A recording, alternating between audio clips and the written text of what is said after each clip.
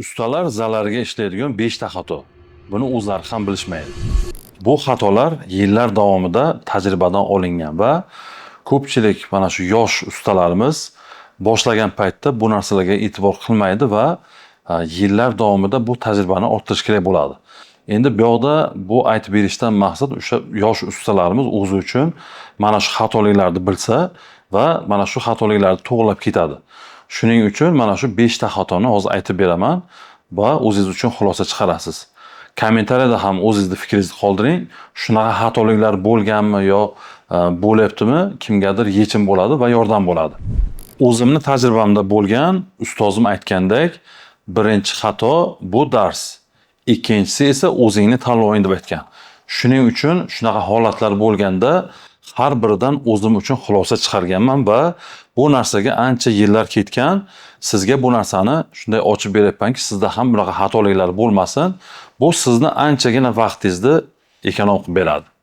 Agar ustachilikda o'smoqchi bo'lsangiz agar, Telegram kanalim bor, o'sha yerga obuna bo'lib kuzatib boring.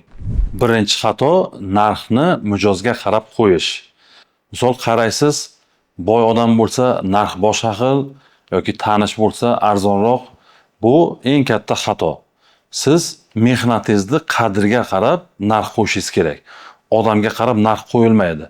Siz o'sha qaysi sifatda ishlayapsiz, har bitta ishda o'zini narxi bor.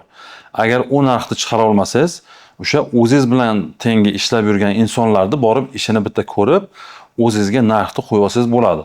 Shuning uchun mana shu narsaga e'tibor qilish kerak. Ikkinchi xato bu hisob-kitobsiz ishlash. Deylik bitta ishni olyapsiz, taxminiy hisob qilyapsiz 10 million, 15 million atrofida. Keyin yozuvchisi yo'q, qancha pul oldingiz, qancha xarajat qildingiz, bu narsani hisob-kitobi yo'q-u. Keyin ishni tugatgandan keyin bu yoqqa qarayapsiz, pul yo'q. Shuncha ish qildim, pul qani degan savol paydo bo'ladi. Shuning uchun usta uchun oddiy kalkulyator, ruchka, qog'oz mana shuni o'zi kifoya.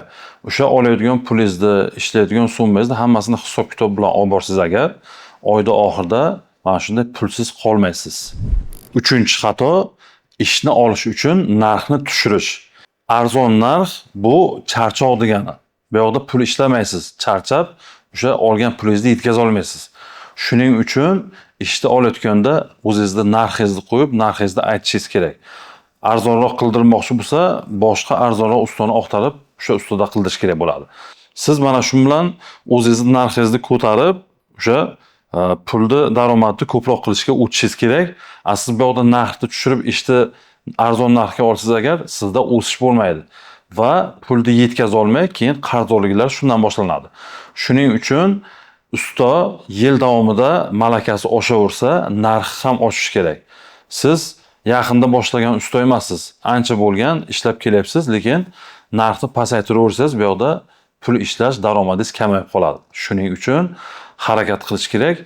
Yildan yil yangi texnologiya rivojlanishlar bo'lyapti. Shuni o'rganib, yana narxni ko'tarib, yaxshi pulga daromadga chiqsangiz bo'ladi. Shuning uchun bu narsani qilmasligini tavsiya berardim. Bu arzon usta muncha olyapti, men ham arzon qilib beraman degan narsa bu noto'g'ri narsa bu. To'rtinchi xato mijoz bilan boshida aniq kelishuv qilmaslik. Boshida qanday kelishuv qilsangiz, oxirigacha shunday ketadi. Shuning uchun boshida ishni gaplashib olyapsizmi, hamma shartlarni, pul olish qancha vaqtda qanaqa olasiz, mana shularni hammasini aytib, kelishuvni boshida chiroyli qilib olishingiz kerak. Bo'lmasa, ishni yarmini qilasiz, keyin pulni ola olmaysiz yoki pulni olgandan keyin ishlash yoqmaydi. Mana shu holatlar o'sha balansni ushlamaslik. Kelishuvni qildingizmi, o'sha asosida pulingizni olib ketishingiz kerak. Sizga kelajakda reputatsiya kerak bo'ladigan bo'lsa, bu narsaga juda ham qattiq qarashingiz kerak.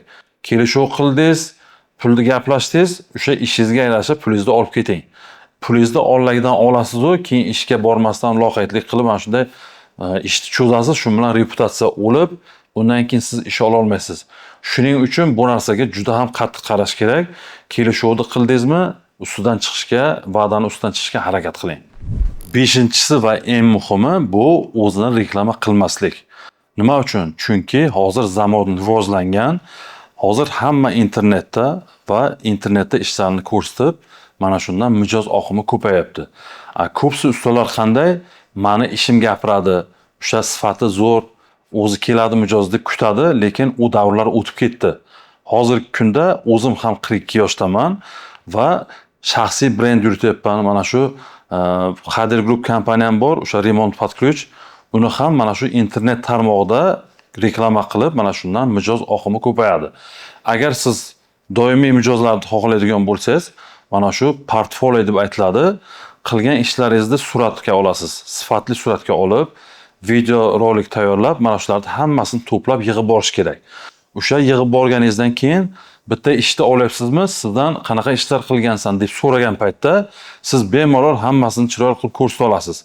Agar internet tarmog'ida o'zingiz gapirishga uyalasizmi yo qo'rqasizmi, shu chiqa olmaysizmi, hech bo'lmaganda o'sha ishlaringizni hammasini internet tarmog'ida, Instagramda yig'ib borsangiz, bu sizga katta plyus bo'ladi. Usta minusga ishlamaydi. U faqat o'zini qadrlamaydi. Shuning uchun vaqtni, pulni, mehnatni qadrlang. Shunda baraka ortadi.